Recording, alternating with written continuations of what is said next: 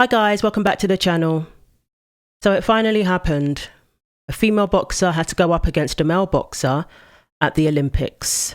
In boxing, of all sports. So Angela Carini went up against Imane Khelif, who failed to qualify at the World Championships to compete in the women's category because after DNA tests revealed this person has XY chromosomes. So the DNA test revealed that this person is male.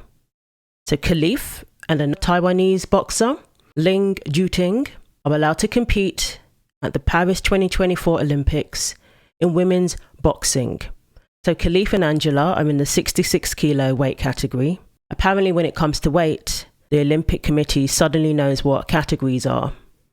But their policy says that they cannot presume that a male athlete has an advantage over a female. They cannot presume that somebody has an advantage simply because of gender identity or transgender status without evidence.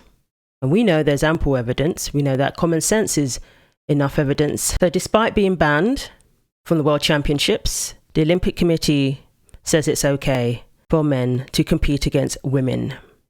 So 47 seconds into the match, after getting punched twice, she went back into the center of the ring and refused to continue to compete against this person. Now remember, a video has surfaced from 2022 of Khelif fighting against a Mexican boxer, a female Mexican boxer, Brianda Tamara. And Brianda said that as soon as she got into the ring with this person, she felt it straight away. And she said, "Thank God, I made it out of that fight safely." She said she felt out of her depth, and the blows she received from Khelif hurt her more than any other blows she's experienced in her 13-year career.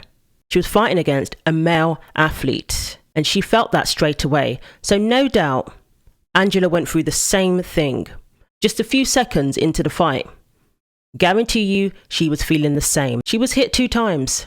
That's all it took. She was hit 2 times, and that was enough for her to realize that I'm not fighting against somebody who's within my category, who's supposed to be within my category. There's a difference between sparring with a man and fighting with a man where you both want to win. Competing against a man is a huge difference. More than likely, she has never felt that before in the entirety of her career. That would be quite a shock to the system. She was incredibly frustrated, distraught about being put in this position in the first place. There were some tears shed. And no doubt, she was in pain, more than usual, because she wasn't competing against another female in her weight category.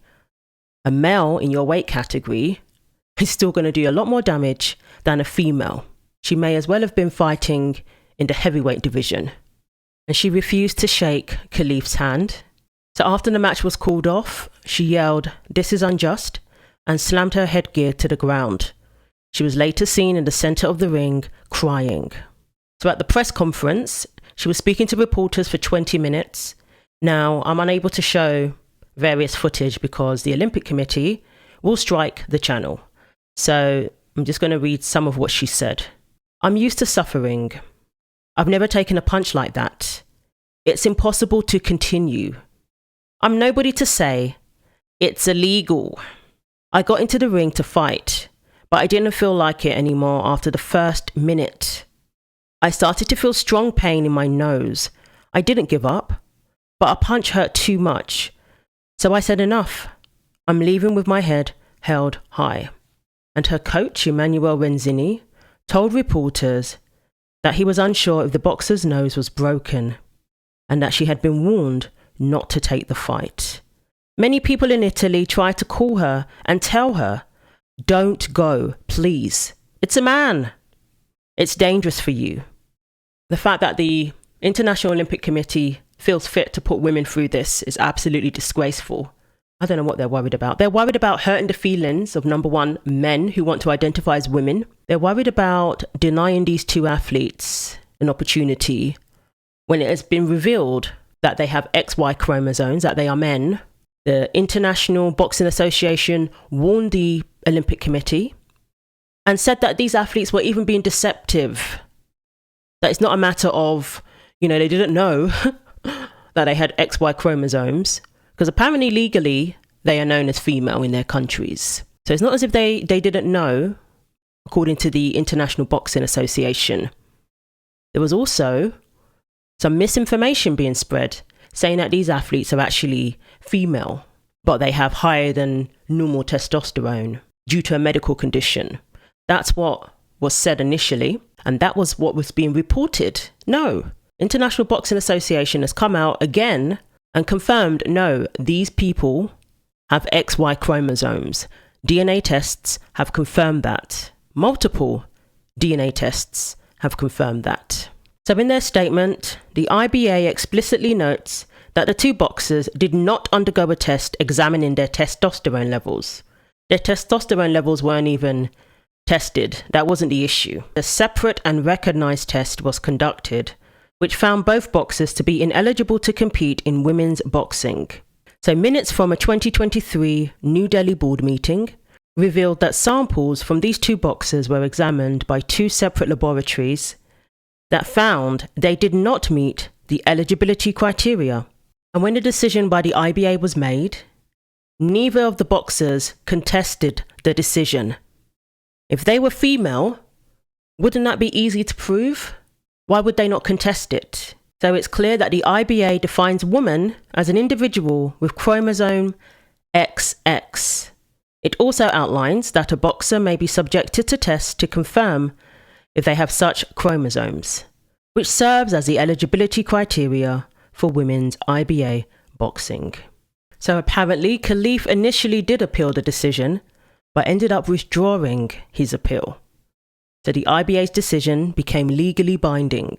Some people seem to think that testosterone is the only difference between male and female.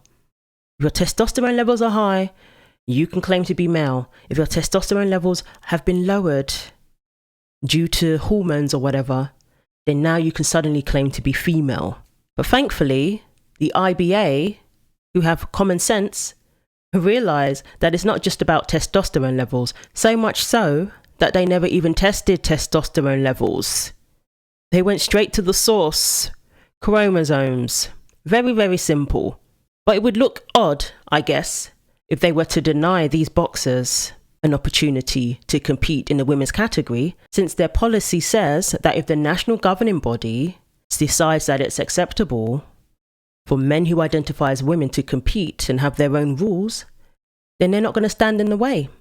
So the IOC allows transgender athletes to compete in women's categories. So of course they're going to allow these boxers to compete as well. That would be a huge contradiction if they were to turn around and say no, due to what happened at the World Championships. So it's completely different rules that are being applied here.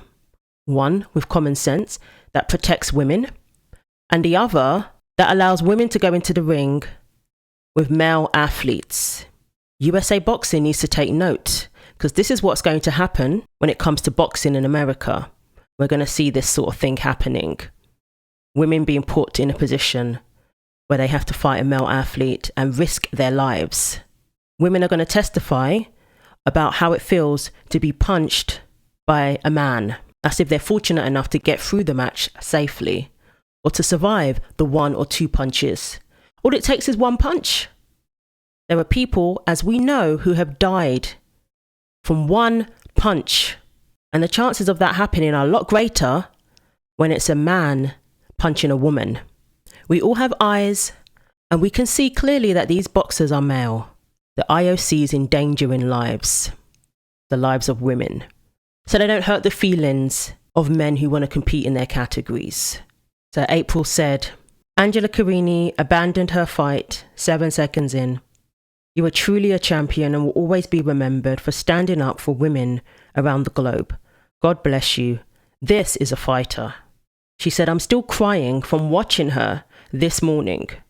What a difficult decision to make, but the correct one.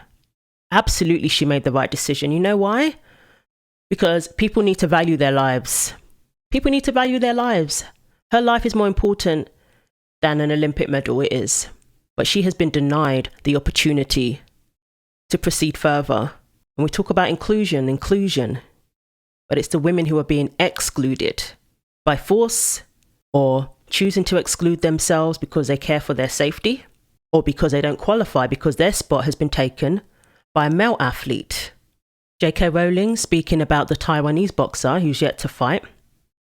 We're going to see who this person ends up against. So she asked, a female boxer left with life-threatening injuries? A female boxer killed? Is that what it's going to take for them to come to their senses? Everybody's asking this question. What is it going to take? And sadly, I don't think life-threatening injuries is going to be enough. I think it's going to take a female boxer ended up being killed for them to be forced to address their policy. Hopefully with boxers like Angela standing up and walking away and speaking out about how ridiculous and barbaric this is, they'll be shamed into changing their policy perhaps. Who knows what the next boxer is going to do? I think whoever is up against this person next, it hasn't been confirmed who Khelif is going to be fighting next. But once it's confirmed, I think they should just outright refuse. We've seen enough evidence that it's not going to end well. I would listen to people like Angela. I would listen to people like Brianna. Caitlin Parker expressed her fears that one of her teammates is fighting in the same 66 kilo weight category as Khelif. I don't agree with them being allowed to compete in sport, especially combat sports. It can be incredibly dangerous. So Khelif's next fight is scheduled for Saturday, August 3rd at 4:22 p.m. UK time. So according to an Italian publication, a lip reader has claimed that Carini told her corner it hurt like hell when getting hit by Khelif. She then afterwards did an interview where she said, I took a second blow to the nose and it hurt so bad.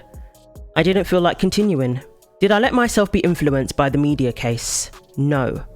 I was here to win my Olympics. Giving up was a gesture of maturity, not of surrender. And I think we can all agree that she did the right thing. She did the right thing for her future in boxing. She did the right thing for her safety.